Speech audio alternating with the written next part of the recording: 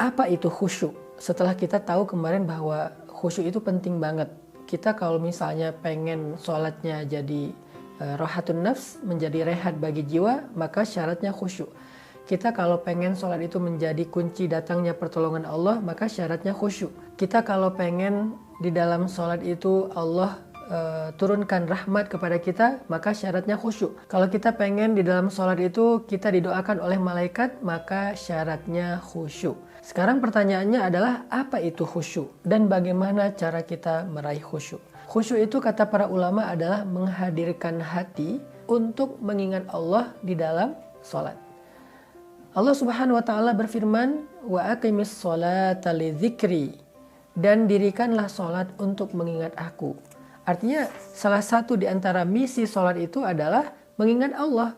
Jadi agak aneh kalau orang mendirikan sholat untuk nemuin ide-ide yang kreatif.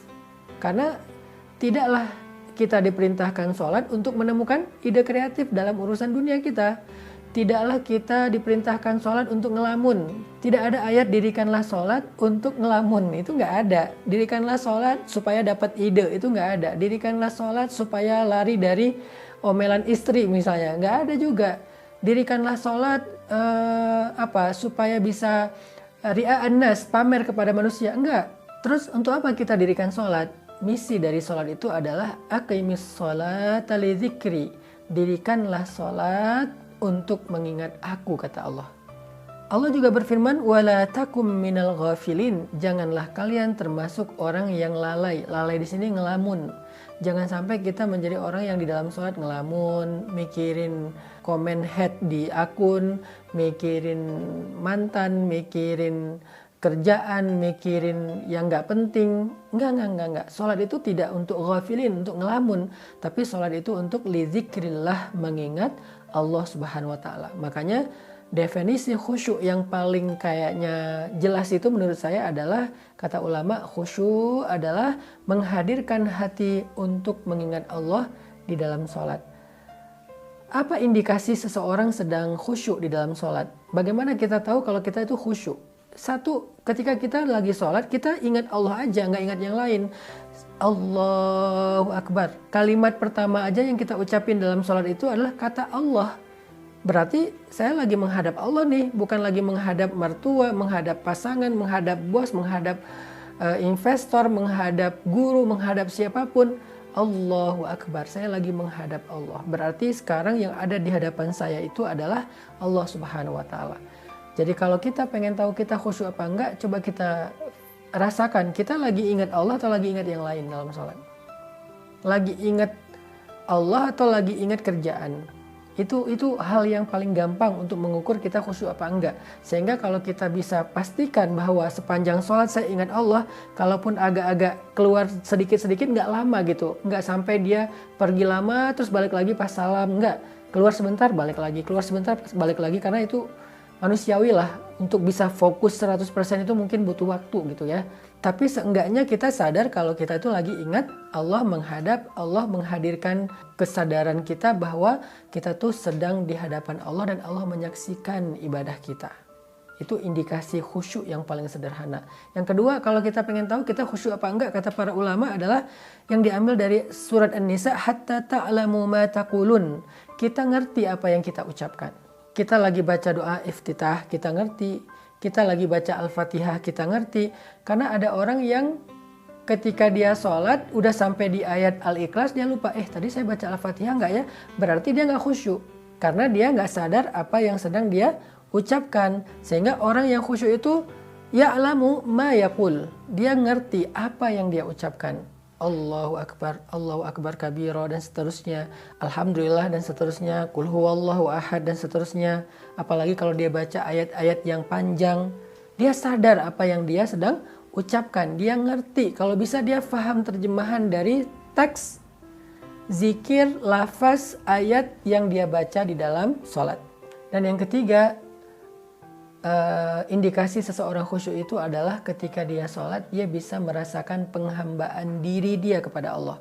Dia merasa dia rendah, dia merasa hina, dia merasa fakir, dia merasa butuh kepada Allah.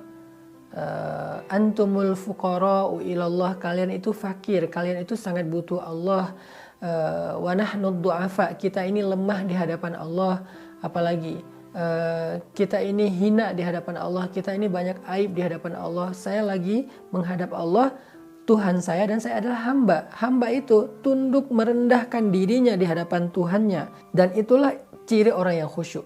Tapi kalau kita sholat seperti bukan sedang menghadap Tuhan, sedang tidak menghadap Tuan, sedang tidak menghadap Raja, sholatnya kayak lagi ketemu malah dengan bawahan kita, dengan budak, dengan pekerja, dengan anak, dengan orang yang kita nggak segani, berarti kita nggak khusyuk. Sholatnya geraknya nggak sesuai dengan gerak sholat, asal-asalan, terlalu banyak gerakan-gerakan yang nggak diperlukan, maka kita berarti tidak khusyuk. Makanya khusyuk itu menghadirkan hati dalam kondisi kita menghamba, menghargai, menghormati, berhati-hati di hadapan Allah Subhanahu wa taala. Gimana ketika kita ketemu dengan orang yang sangat kita hormati, ketemu presiden misalnya. Gimana tuh? Pasti kita akan memperhatikan cara duduk kita. Saya pernah ketemu orang penting banget ya, saya nggak usah disebutkan siapa, orang penting banget. Pas ketemu beliau tuh saya duduk di depan meja, satu meja dengan beliau, saya sampai salah tingkah nih. Yang sopan itu gimana? Apakah saya letakkan tangan saya begini di atas paha saya, atau meletakkan tangan di atas meja? Kalau saya letakkan tangan di atas meja, gimana bentuknya gitu. Terus kalau beliau ngomong, apakah saya melihat wajahnya, atau saya ngangguk-ngangguk, atau seperti apa? Itu hati-hati banget karena saya menghargai beliau. Nah, gitu nggak kita di dalam sholat? Menghargai Allah nggak kita dengan gerak-gerak tubuh kita, sehingga orang yang sholatnya memperhatikan gerak tubuhnya, takbirnya dia perhatikan karena dia sedang menghadap zat pencipta alam semesta, berarti dia orang yang sedang dalam kondisi yang khusyuk. Tapi kalau kita nggak asal-asalan gitu dalam gerakannya tuh, nggak hati-hati, kayaknya itu bukan ciri-ciri orang yang khusyuk. Setelah kita tahu definisi dari khusyuk, gimana cara biar kita bisa khusyuk? Cara yang pertama supaya kita bisa khusyuk dalam sholat itu adalah kita belajar merasa butuh kepada Allah Subhanahu wa taala, teman-teman. Kita akan serius terhadap sesuatu kalau kita ngerasa butuh. Kita serius bekerja karena kita lagi butuh penghasilan. Kita serius kepada seorang cewek karena kita merasa butuh dia untuk mendampingi hidup kita. Kita serius masak supaya enak karena kita butuh makan enak. Banyak orang yang nggak serius dalam sholat, artinya nggak khusyuk, nggak menghadirkan hati, pikiran, perasaan dia di dalam sholat karena dia sendiri ngerasa kayak nggak butuh kepada Allah. Dia malah ngerasanya Allah yang butuh dia, Allah yang manggil dia, Allah yang begging supaya dia datang ke masjid, Allah yang menginginkan dia tidak menginginkan Allah. Itulah awal dari masalah kenapa kita susah untuk khusyuk. Jadi biar kita bisa khusyuk, kita tuh harus merasakan nahnu fuqara'u ilallah. Kita ini fakir, kita ini butuh Allah banget. Apalagi ketika kita banyak masalah. Coba teman-teman kalau lagi banyak masalah ngerasain kan gimana sholat kita khusyuk. Lagi banyak masalah banget nih, sampai kita kayak hampir putus asa, gak bisa berharap ke siapa-siapa. Saat itu kita ngerasain kan betapa nikmatnya sholat kita. Bahkan sholat subuh pun terasa nikmat, biasanya ngantuk, bahkan mungkin gak bangun. Sholat tahajud pun terasa ringan, biasanya berat banget. Sholat sunnah itu jadi ketagihan, biasanya dihindari. Kenapa? Saat kita lagi ada masalah, sholat itu terasa rohah, rehat banget. Karena kita ketika lagi ada masalah tuh merasakan butuh kepada Allah. Tapi kalau misalnya nggak lagi ada masalah besar, kita kayak nggak ngerasa butuh sama Allah, makanya sholatnya susah khusyuk. Sekarang coba belajar merasa butuh pada Allah. Gimana cara belajar merasa butuh pada Allah? Ingat, hidup kita ini seutuhnya di tangan Allah. Allah bisa memberi kita kebaikan dalam hidup dengan mudah.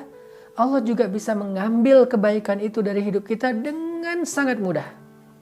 Allah menghidupkan, mematikan. Allah yang memberikan kemuliaan dan menghinakan. Allah yang memberikan kekuasaan dan mencabut kekuasaan dari siapa yang dia kehendaki. Seutuhnya hidup kita itu biyadihil mulk, di tangan Allah Subhanahu wa taala. Sehingga gak ada satu detik pun yang kita gak butuh Allah. Kalau kita gak butuh Allah untuk memberikan kita pertolongan dalam masalah, setidaknya kita butuh Allah agar Allah menjaga nikmat dalam kehidupan kita supaya tidak dicabut. Kita selalu butuh Allah. Itu hadirkan terus.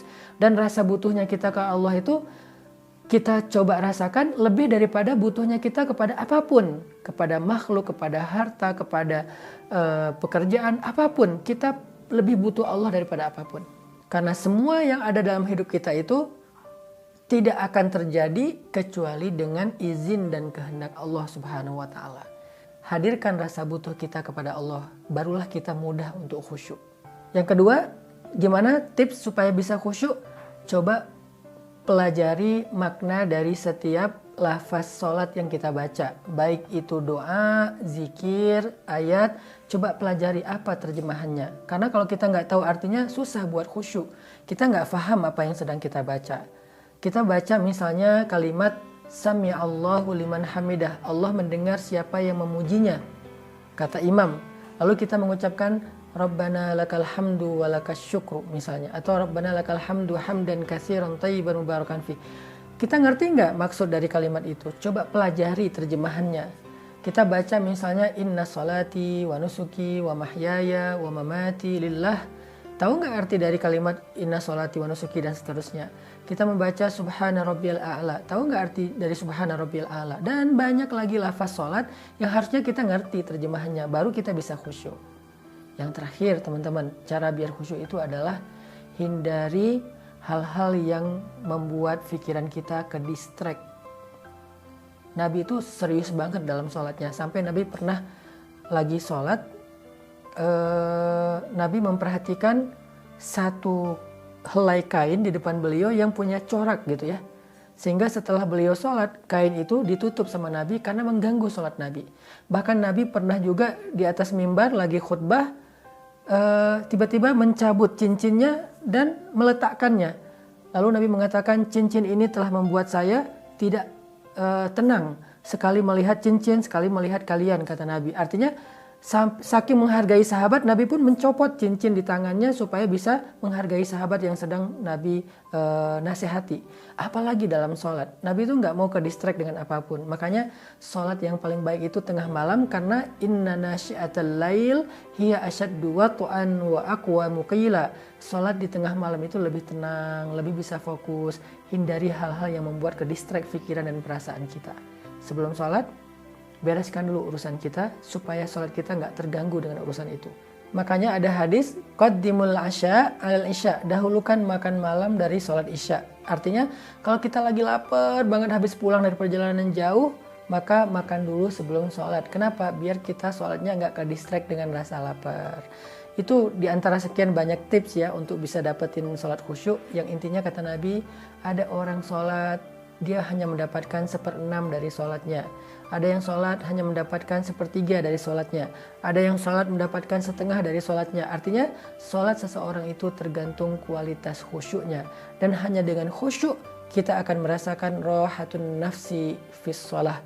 Rehatnya jiwa di dalam sholat. Yuk belajar sholat khusyuk, sholat yang berkualitas dengan latihan sholat tarawih di bulan Ramadan. Pilih masjid yang sholatnya santai, benar-benar tarawih. Sehingga setelah Ramadan kita bisa break dari segala urusan dan kepenatan dunia dengan cara Allahu Akbar di atas sajadah. Semoga kajian ini bermanfaat. Barakallahu fikum. Wassalamualaikum warahmatullahi wabarakatuh.